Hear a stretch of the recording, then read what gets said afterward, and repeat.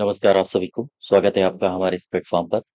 आज के इस वीडियो में हम लोग ग्राम पंचायत अधिकारी के लिए उत्तर प्रदेश ग्राम्य विकास विभाग से संबंधित योजनाएँ पढ़ेंगे और जानेंगे उत्तर प्रदेश ग्राम्य विकास विभाग कब अस्तित्व में आया था और साथ ही साथ उसकी योजनाएँ।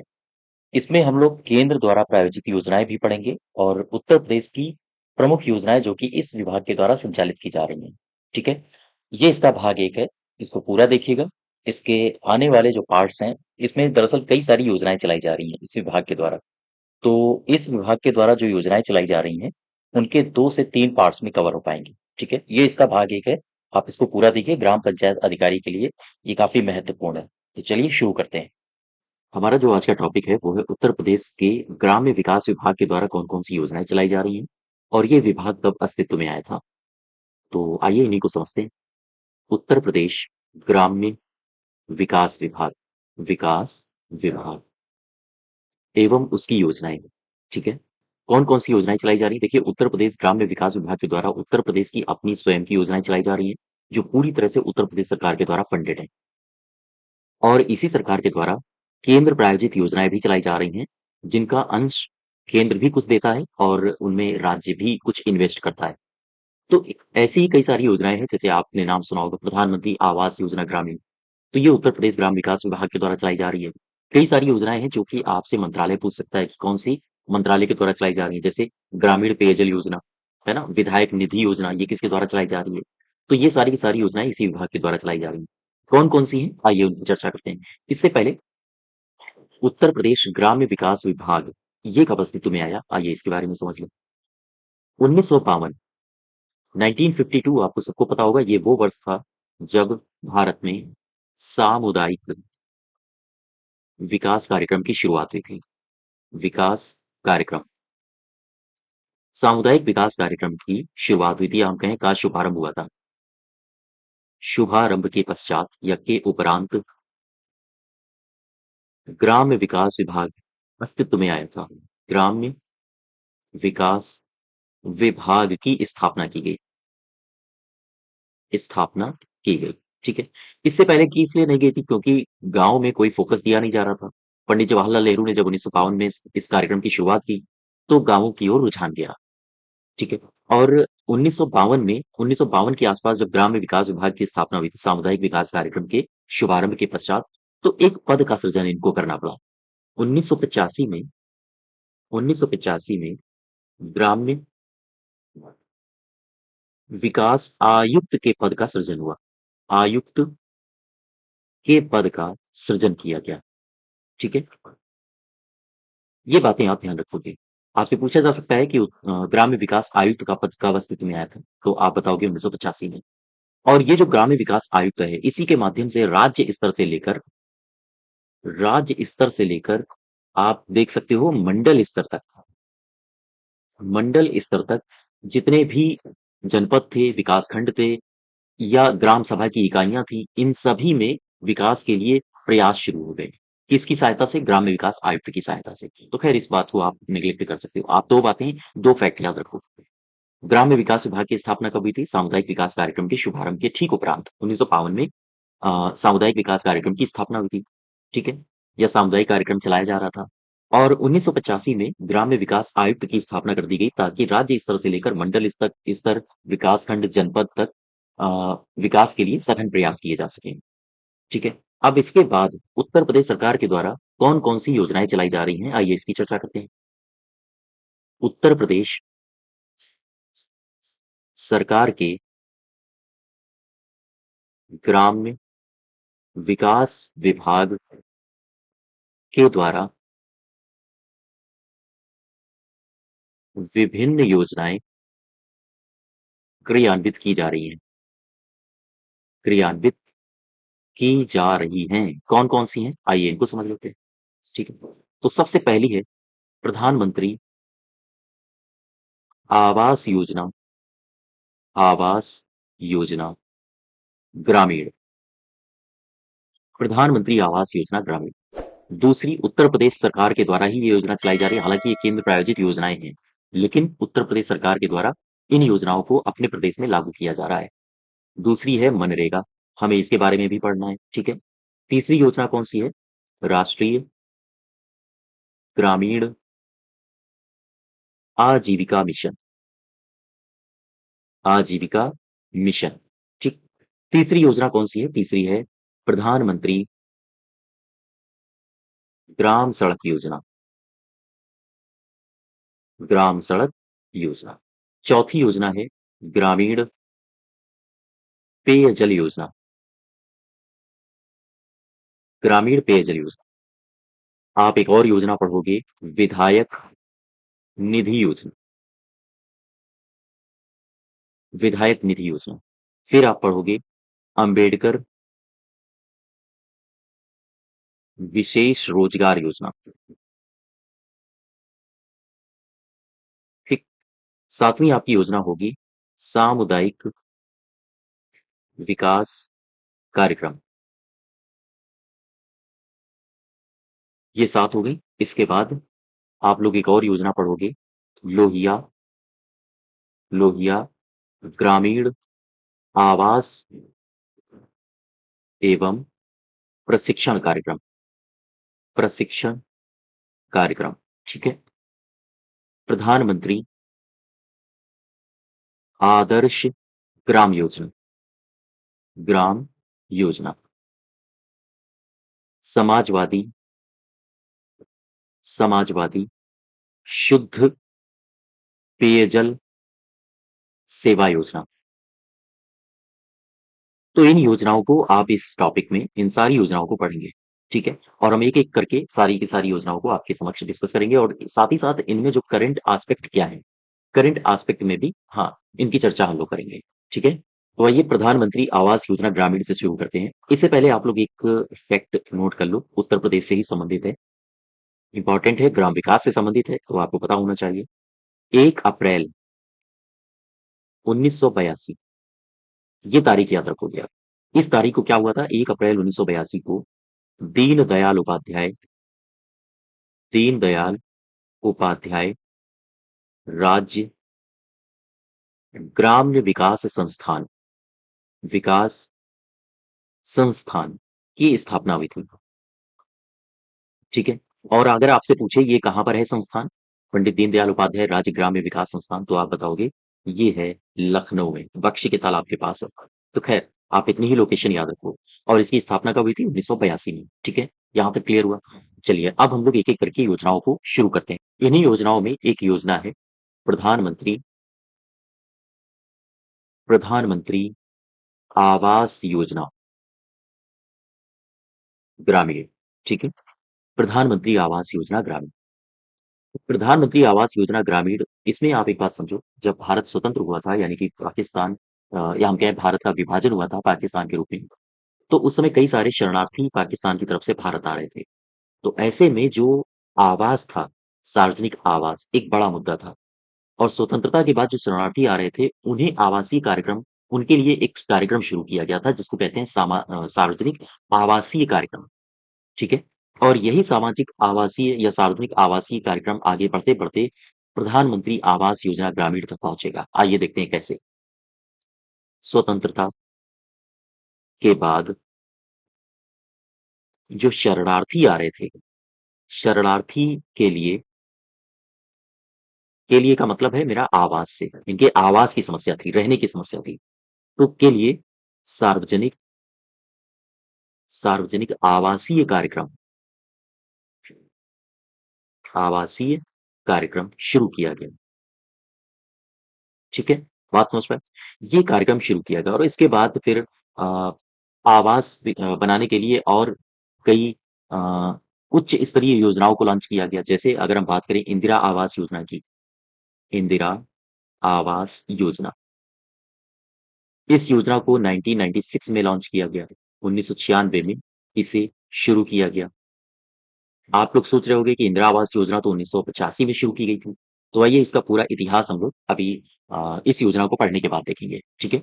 1996 में क्यों कहा जाता है? कई सारे आप अगर उत्तर प्रदेश के ग्राम्य विकास विभाग की आधिकारिक वेबसाइट में जाओगे, तो वहाँ 1996 दिया है। 1985 क्यों कहा जाता है? तो इनकी इनकी हम लोग अब चर्चा करेंगे, ठीक है? कोई डाउट नहीं रहेगा आपका।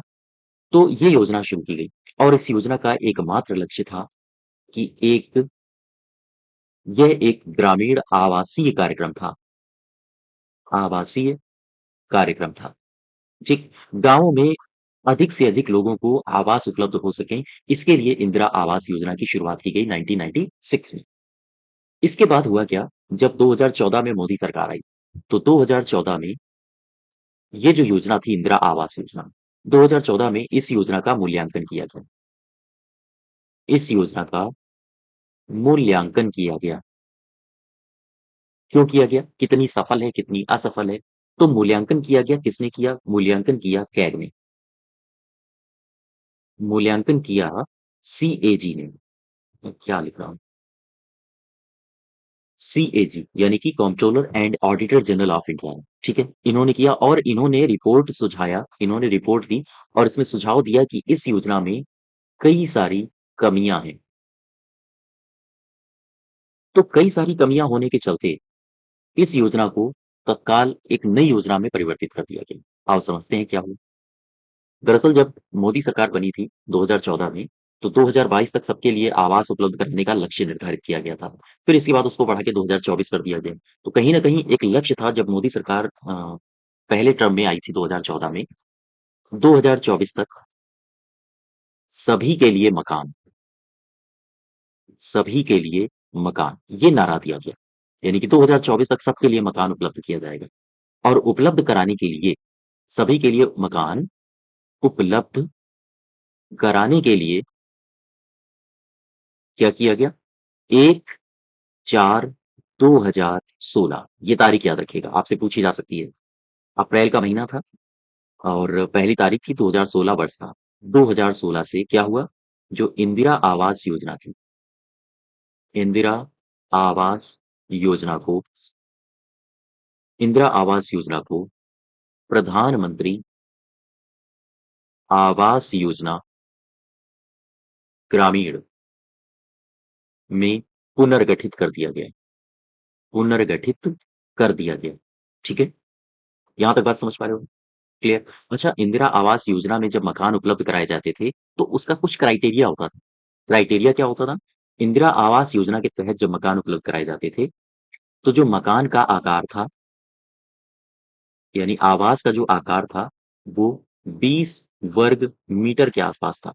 लेकिन जब प्रधानमंत्री नरेंद्र मोदी ने एक योजना शुरू की, प्रधानमंत्री आवास योजना ग्रामीण, तो इसमें 20 वर्ग मीटर का आकार बढ़ा दिया गया और कर दिया गया 25 वर्ग मीटर।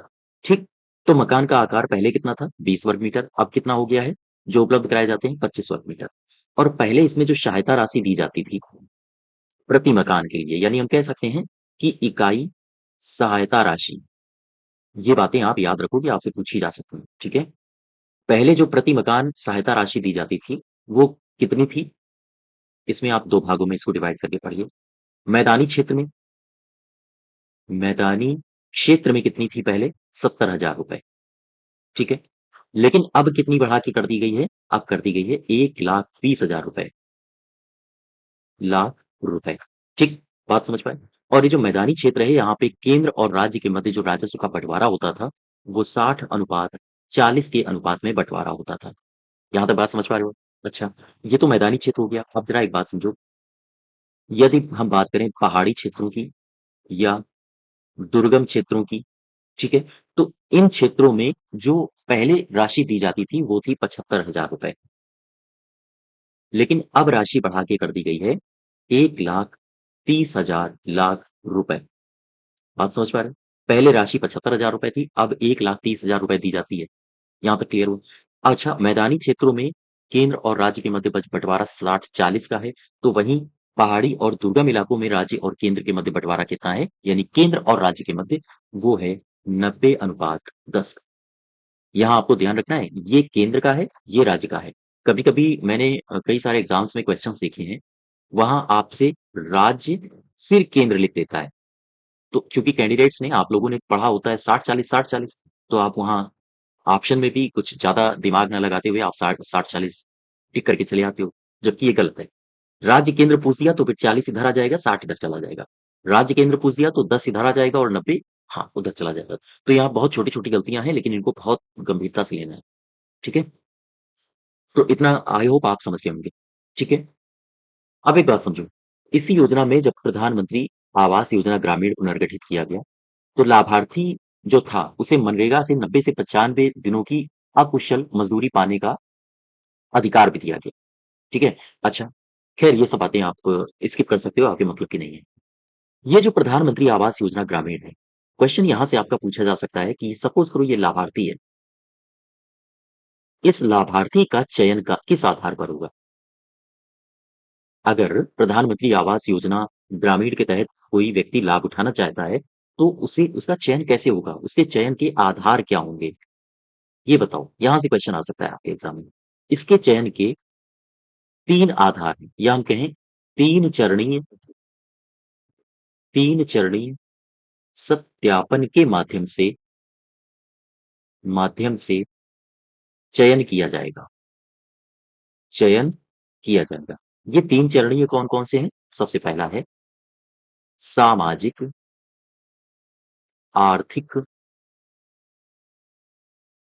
जाति गणना। सामाजिक आर्थिक जाति गणना या जनगणना 2011 के आधार पर इसका चयन होगा। दूसरा, ग्राम सभा के आधार पर इसका चयन होगा। तीसरा, जियो टैगिंग के आधार पर इसका चयन होगा। ठीक है? ये 3 आधार आप याद रखो इसके चयन के। अच्छा, अब आइए ज़रा इसको करंट से जोड़ते हैं। करंट से कैसे जोड़ेंगे? पीआईबी, आप सबको पता होगा पीआईबी के बारे में। पीआईबी का डेटा आया है पिछले वर्ष। पीआईबी का डेटा आया है, यहाँ से आपके एग्ज़ाम में क्वेश्चंस पूछे जा सकते हैं। तो पीआईबी का डेटा आया है, सबसे पहला फैक्ट आप याद रखोगे करंट के बिहाफ से कि नवंबर 2023 तक 2.50 करोड़, याद रखिएगा, मकान का निर्माण कार्य पूरा हो चुका है। ठीक है? दूसरा, 31 मार्च 2024 तक 2.95 करोड़ पक्के घरों के के निर्माण के लक्ष्य को हासिल करना, ये टारगेट है। ठीक है? हालाँकि 31 मार्च आ चुका है, तो अभी इसकी जानकारी नहीं आई है। तो जैसे ही अपडेट कोई आता है, आपको उपलब्ध करा दिया जाएगा। अच्छा, अब आइए बात करें इंदिरा आवास योजना की। आपको कन्फ्यूज़न होगा कि 1996 है या 1985। तो इंदिरा आवास योजना, ठीक है? इंदिरा आवास योजना, ये योजना दरअसल 1985 में शुरू की गई। 1985 में हमारे उस समय प्रधानमंत्री थे राजीव गांधी। तो 1985 में राजीव गांधी ने इस योजना को शुरू किया, ठीक है? लेकिन जब ये योजना शुरू हुई थी ना, और ये योजना ग्रामीण विकास मंत्रालय के द्वारा शुरू की गई थी। आपसे अगर मंत्रालय पूछा जाए, तो आप बताओगे ग्रामीण विकास मंत्रालय, ठीक है? ग्रामीण विकास मंत्रालय। अच्छा, जब ये योजना शुरू हुई थी, तो इस योजना को स्वतंत्र अस्तित्व नहीं दिया गया था, या हम कहें स्वतंत्र रूप से नहीं इसको शुरू किया गया था। दरअसल प्रारंभ में इस योजना को ग्रामीण भूमिहीन ग्रामीण भूमिहीन रोजगार गारंटी कार्यक्रम के तौर पर इसे लॉन्च किया गया। ठीक? इसे लॉन्च किया गया था। तो आप एक बात समझ सकते हो, ये जो इंदिरा आवास योजना है, ये इसका स्वतंत्र अस्तित्व नहीं था अभी तक कोई। ठीक है? इसके बाद क्या हुआ? इसके बाद हुआ ये 1989 वर्ष आया, 1985 में योजना शुरू हुई, लेकिन ग्रामीण भूमिहीन रोजगार गारंटी कार्यक्रम के अंतर्गत शुरू हुई थी। 1989 कार्यक्रम आया, तो 1989 में इसे, यानी इस योजना को जवाहर रोजगार जवाहर रोजगार योजना का एक उपसमूह बना दिया गया। उपसमूह बनाया गया, ठीक है? अच्छा, इसके बाद फिर हुआ ये कि 1996 में इसे स्वतंत्र रूप से लागू किया गया। स्वतंत्र रूप से लागू किया गया, ठीक है? हाँ, तो आपसे अगर एग्ज़ाम में देखो, ये सारे के सारे जो भी डेटा मैंने बताए हैं, ये महत्वपूर्ण नहीं है कुछ भी। मैंने आपको समझाने के लिए बता दिया। आप याद क्या रखोगे, इंदिरा आवास योजना की शुरुआत कब हुई थी? 1985 में। अगर ऑप्शन में 1985 केवल दिया हो तो 1985 टिक करेंगे। लेकिन अगर ऑप्शन में 1996 भी दे रहा है, तो चूँकि आपके उत्तर प्रदेश की साइट में 1996 ही दिया है, ठीक है? तो आप इसी को टिक करोगे। बात समझ पा रहे हो आप? हाँ, ये याद रखना। 1996 और 85 दोनों दिया है, 85 दिया है तो कोई बात नहीं, आप 85 टिक करोगे।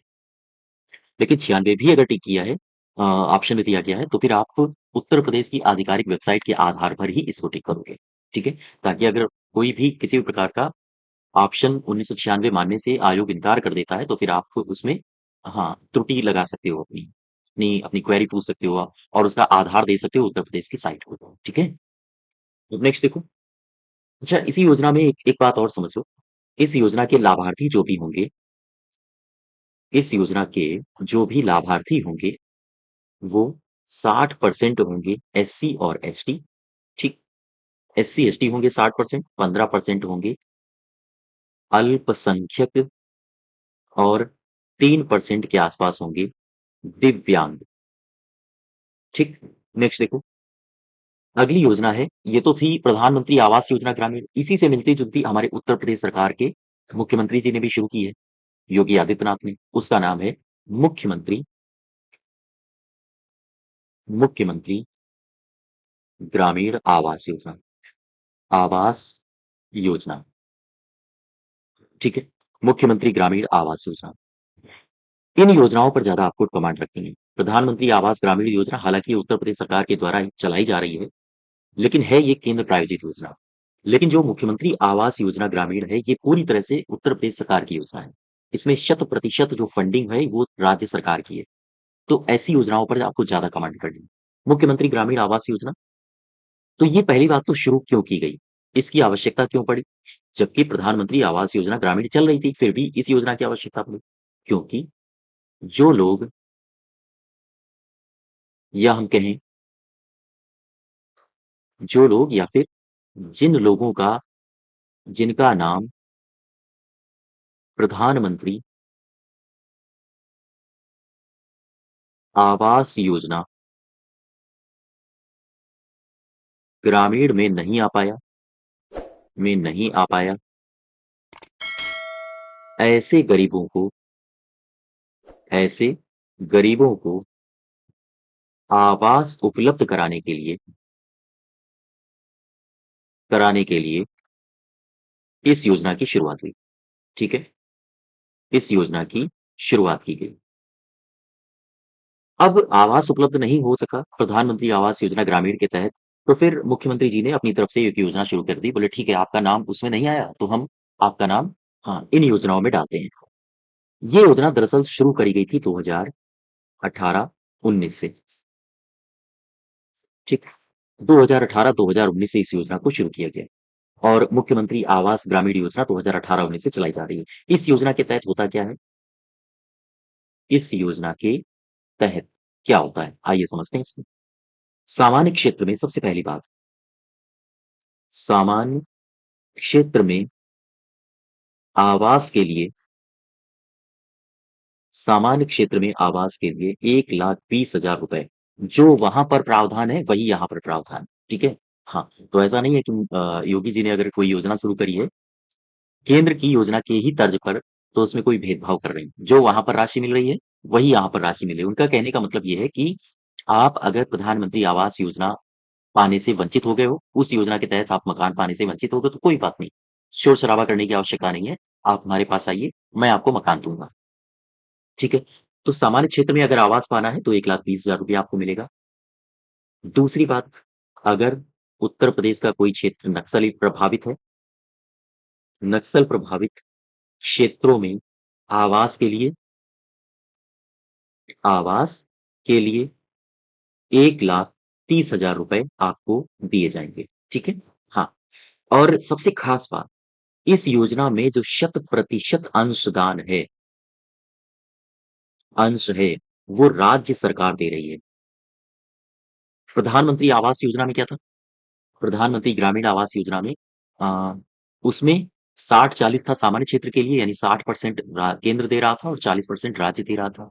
पहाड़ी इलाकों के लिए 90% केंद्र दे रहा था और 10% राज्य दे रहा था। लेकिन इस योजना में चूंकि योगी जी ने शुरू करी है, तो इस योजना में पूरा का पूरा राज्यांश, ठीक है, राज्य वहन कर रहा है। तो ये बातें आप ध्यान रखो। अब एक नेक्स्ट योजना की तरफ बढ़ो।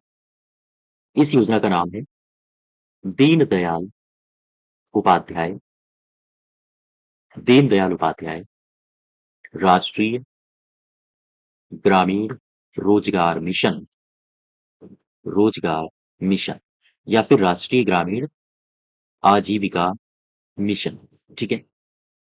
इस योजना को अब हम लोग पढ़ेंगे।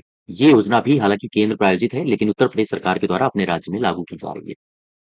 हुआ क्या कि 1999 में, 1919 में एक योजना शुरू होती है। इसका नाम है स्वर्ण जयंती ग्राम स्वरोजगार योजना, स्वरोजगार योजना। ये योजना शुरू करी गई 1999 में, ठीक है।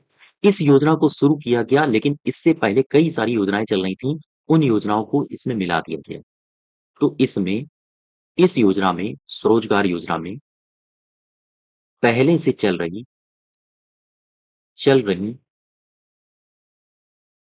योजनाओं का विलय कर दिया गया, योजनाओं का विलय किया गया। तो पहले से कौन कौन सी योजनाएं चल रही थी, आइए इनको समझ लेते हैं। सबसे पहले IRDP, इसके पूरा नाम आपको पता होने चाहिए। पूरे नाम भी कई एग्जाम्स में पूछे जा चुके हैं, तो याद रखिएगा, समन्वित ग्राम विकास कार्यक्रम, ठीक। IRDP, GKY, Ganga Kalyan Yojana, Ganga Kalyan Yojana. MWS यानी कि मिलेनियम वेल्थ स्कीम, यानी कि 10 लाख कुआं योजना, हटा दो इसको, 10 लाख कुआं योजना। और कौन सी विलय किया गया था? IRDP तो हो गया, समन्वित ग्राम विकास कार्यक्रम, हटा दो इसको। IRDP, और कौन सा बचा है? डवाक्रा, TWCRA, इसको कहते हैं ग्रामीण क्षेत्र की, ग्रामीण क्षेत्र की महिलाओं व बच्चों, ग्रामीण क्षेत्र की वुमेन एंड चाइल्ड, महिलाओं और बच्चों का विकास कार्यक्रम, विकास कार्यक्रम, ठीक है। डवाक्रा के बाद एक और योजना है ट्राइसिम, ये आपने पढ़ा होगा। स्वरोजगार के लिए, स्वरोजगार के लिए ग्रामीण युवाओं का प्रशिक्षण, ठीक, ग्रामीण युवाओं का प्रशिक्षण।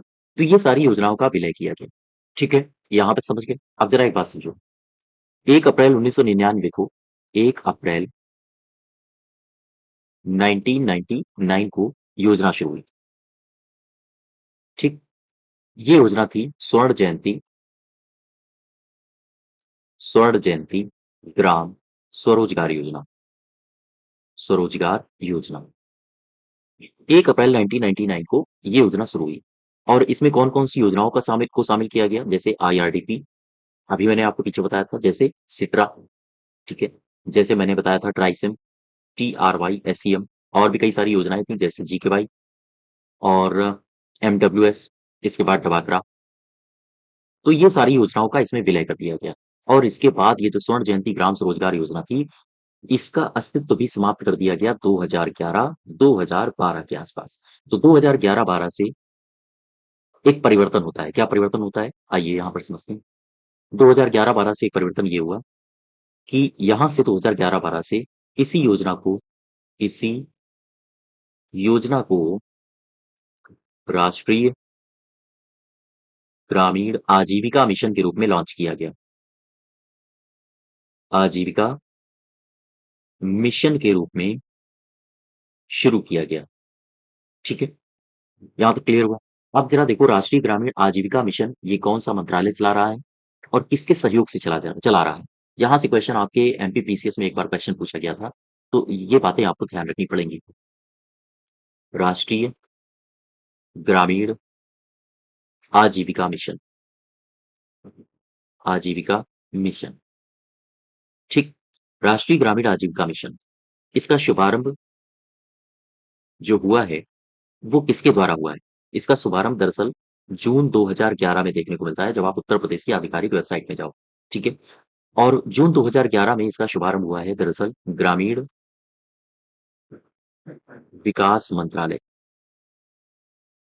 ग्रामीण विकास मंत्रालय ने इसका शुभारंभ किया, ठीक है? और ये ग्रामीण विकास मंत्रालय किसका है? भारत सरकार का। तो ये भारत सरकार की केंद्र प्रायोजित योजना है। तो आप जब भारत सरकार के ग्रामीण विकास मंत्रालय की आधिकारिक साइट में जाओगे, तो वहाँ आपको जून 2011 ही देखने को मिलेगा। और एक खास बात, इस मंत्रालय ने शुरू किया है लेकिन किसके सहयोग से? तो याद रखिएगा, ये विश्व बैंक के सहयोग से इस योजना को क्रियान्वित किया जा रहा है।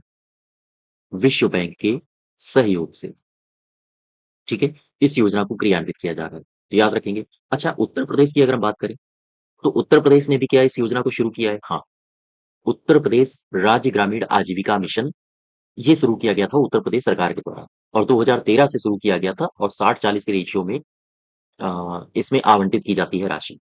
तो उत्तर प्रदेश सरकार के बारे में आप इतनी ही बातें याद रखो, ज़्यादा इसमें इम्पोर्टेंट है नहीं। इस योजना में हाँ, आप इसका नाम याद रखो, किसके सहयोग से शुरू किया गया था। तो ये क्वेश्चन आपके एग्ज़ाम में पूछा भी गया है, ठीक है? अब ज़रा एक बात समझो, ये जो एनआरएलएम है, एनआरएलएम यानी कि राष्ट्रीय ग्रामीण आजीविका mission, national rural livelihood mission, ठीक? इसके अंतर्गत, एनआरएलएम के अंतर्गत कई सारी उपयोजनाएँ भी चलाई जा रही हैं। उपयोजनाएँ चलाई जा रही हैं। कौन-कौन सी उपयोजनाएँ चलाई जा रही हैं?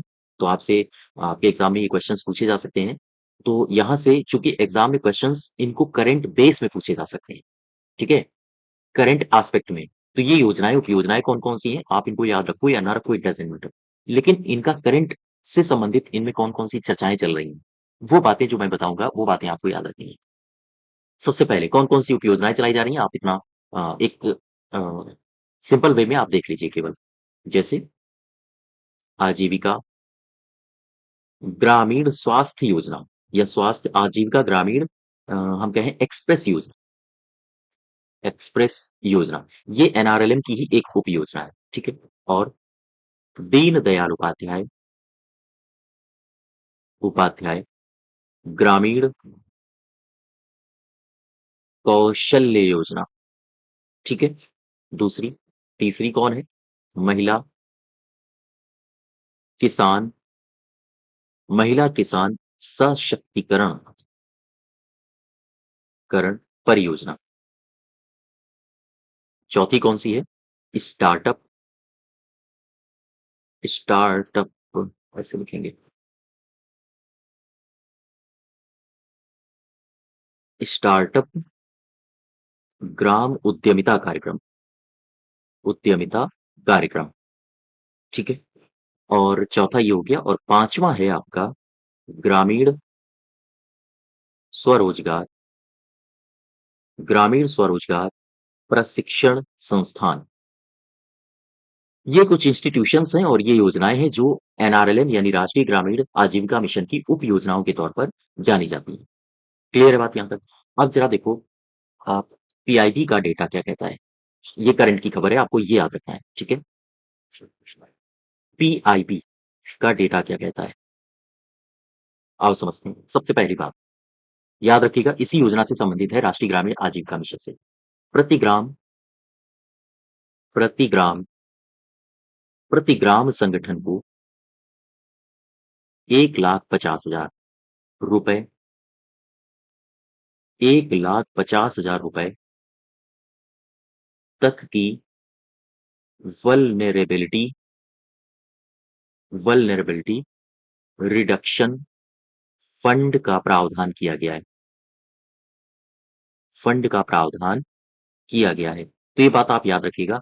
ग्राम संगठन को अ, उचित संसाधन उपलब्ध कराने के लिए वल्नरेबिलिटी रिडक्शन फंड का प्रावधान किया गया है, जिसमें 1,50,000 रुपए जमा किए जाएँगे, ठीक है? ताकि गाँवों का समग्र विकास हो सके।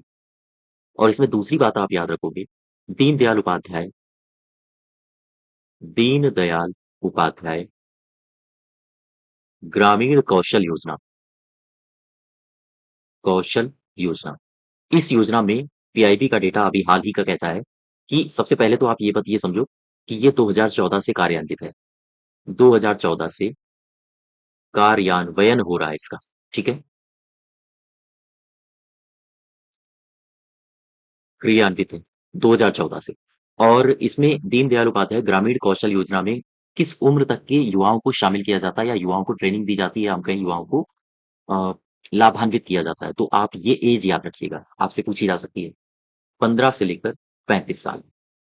तो दीनदयाल उपाध्याय ग्रामीण कौशल योजना के तहत किस वर्ष तक के युवा लाभान्वित होते हैं, ये है, ठीक है? अब जरा इसमें एक बात याद रखो, ये काफ़ी इम्पोर्टेंट है। अभी हाल ही का डेटा है ये, दीनदयाल उपाध्याय ग्रामीण कौशल योजना, ये लिखा है, ठीक है? के तहत अब तक टोटल 15.59 लाख उम्मीदवार उम्मीदवार प्रशिक्षित किए जा चुके हैं। प्रशिक्षित किए जा चुके हैं। इसकी जानकारी अभी लगभग नवंबर के आसपास इसकी जानकारी संसद भवन में लिखित रूप से दी गई थी। तो ये डेटा आप याद रखिएगा, ठीक है? हाँ, तो ये हमारा पार्ट 1 है, उत्तर प्रदेश ग्राम्य विकास विभाग के द्वारा संचालित योजनाओं का भाग 1। और इसके बाद हम लोग इसका भाग 2 करेंगे और इसके बाद इस इन इन सारे टॉपिक्स के ऑब्जेक्टिव्स करेंगे, जो अलग-अलग परीक्षाओं में पूछे जा चुके हैं, ठीक है? और उत्तर प्रदेश की जो करंट में योजनाएँ चल रही हैं, उनके बारे में आप लोग लगातार पढ़ ही रहे हैं और वो वाला सेगमेंट हम लगातार कराते रहेंगे। ये कुछ योजनाएँ ऐसी हैं जो उत्तर प्रदेश सरकार के द्वारा चलाई जा रही हैं और ये केंद्र के द्वारा प्रायोजित हैं। उत्तर प्रदेश सरकार के द्वारा संचालित योजनाएँ वो अलग सेगमेंट है, वो लगातार आपको करवाया जाएगा। जैसे ही उत्तर प्रदेश सरकार के द्वारा कोई नई योजना लॉन्च होगी, तो वो आपके सामने लाई जाएगी और ऐसी अभी पिछले महीने 2 योजनाएँ ऐसी लॉन्च करी गई हैं और हाँ, उनको अभी बहुत जल्द आपके सामने उनको मैं लाने का फिर पूरा प्रयास करूँगा, ठीक है? तो आज यहीं तक रखते हैं। धन्यवाद।